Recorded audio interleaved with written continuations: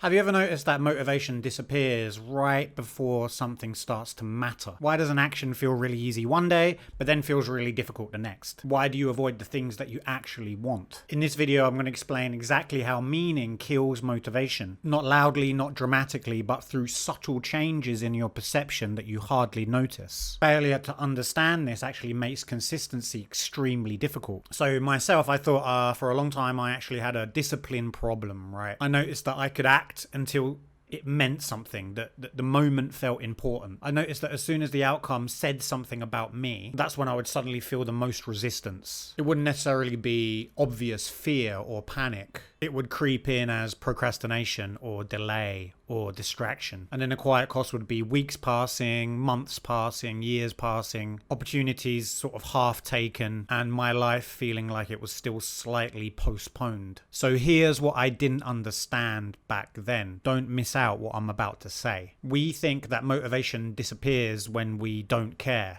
That's not true. Motivation doesn't disappear when you don't care. It disappears because your perception of the situation changes. In the beginning, you're probably responding to the reality of what's actually happening, the action itself. That's why when you start a new project or do something new, it's exciting because you're immersed in the raw reality of what you're doing now. But then what happens after time is the mind starts to add meaning. It adds layers.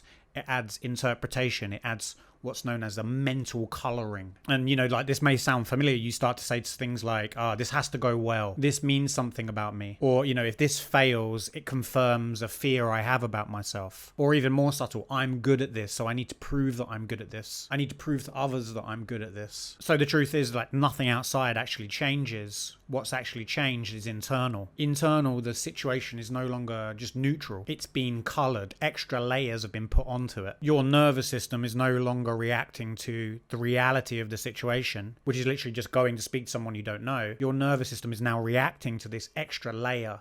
It's not reacting to reality. Your brain isn't reacting to the events. It's reacting to how these events are being perceived. So when the action is being associated with self-judgment, self-worth, identity, your nervous system will start treating it as danger, as a threat. So then your motivation or your reasons to do something starts to go up and down. It no longer is about the action itself. It's more about what it means. Again, don't miss what I'm about to say. What happens then is you self-attack. You say, I'm lazy.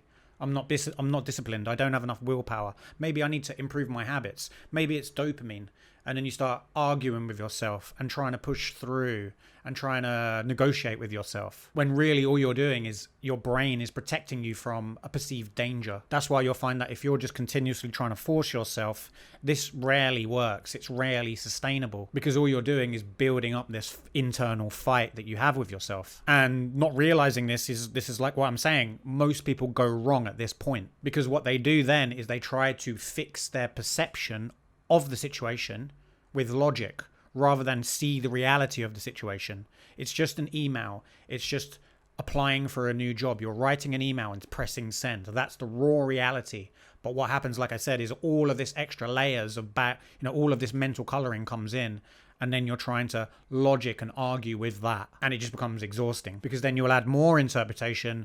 I should be good at this. I should know better. I should be able to push through. I shouldn't be lazy. But more logic doesn't remove the meaning. It just strengthens it. It just argues with it. You're pushing against it, adding more layers to it. And that's what keeps this mental coloring in place. So now you've got not only the task, the doing, the action itself, but the added pressure to feel different and the frustration that you don't feel different, that you don't feel confident, that you don't feel disciplined, that you don't feel like you're overcoming this or getting anywhere. And then this will just get heavier and heavier. So what do you do? And here's the shift that changed everything for me. So don't miss what I'm about to say. This could potentially be life-changing. And not understanding this makes things so much harder for people. What changed was I stopped trying to motivate myself. And I started to notice, what exactly was I reacting to? Was I responding to the raw reality of the situation? Or was I responding to the story my mind was adding to the situation? I began to train my perceptual capability. So what I was doing, let's say, for example, I text a friend and he doesn't text back until 2 days later. I notice all of that extra baggage that my mind is playing.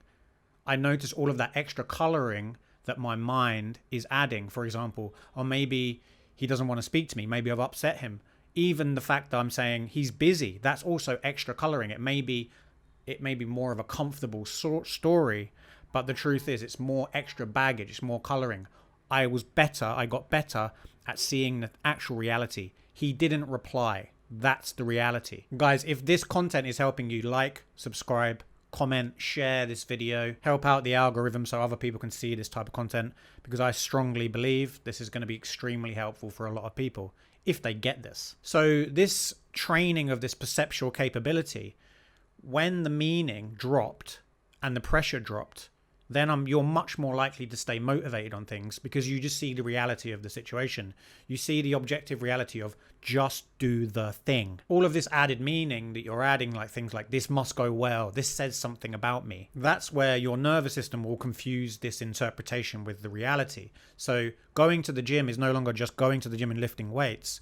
It's more about this perceptual filter you have of yourself, what it means about you. Will you be judged? Will people think you're fat? Will people think you're out of shape? That's the problem. And that's where procrastination, going to the gym, comes in. It's not the going to the gym. It's not the action. It's the consequences of the action. So then what you're doing is, like I said, you're training yourself to see that. And again, the beautiful thing is that when perception is clear, motivation doesn't need to be manufactured. It returns naturally. You naturally go towards the thing that you said you would do, because all of that extra crap isn't holding you back. Because motivation is how your brain moves towards reality, when reality isn't distorted by all of this clouding and this coloring. When you see this, you'll start to notice all of the years that you spent maybe blaming yourself or telling yourself that you're not disciplined, or looking for discipline, or looking for willpower, or trying to overcome yourself. The beautiful thing is all of that drops away, and you're left with the clear reality is that you just do the thing. You realize that you are carrying all of this meaning that you don't need to carry. So then letting go then is realizing that you don't need all of that extra meaning. You just need to stay focused on the action itself, the thing. And then notice when the mind adds that extra layer. You start to realize that motivation doesn't come back through pushing yourself or extra effort. It comes back when there's no extra weight, when your mind stops adding the extra weight. And just seeing this, just watching this video and seeing this, you'll stop fighting with yourself, because then you'll see that perception is actually quietly determining your motivation. And then what emerges from that is that goals naturally get achieved. Confidence comes back. Your ability to stay focused comes back. If you want to go deeper on this type of content and speak with a group of us that work on this, go to my link below. This is where the deeper work is. If you've enjoyed this video, again, subscribe, guys, like, comment. I feel like this content's going to be very helpful for a lot of people because they're struggling, right? And if you enjoyed this video, one last request. Go here. It will help you remove those limiting beliefs that are getting in your way.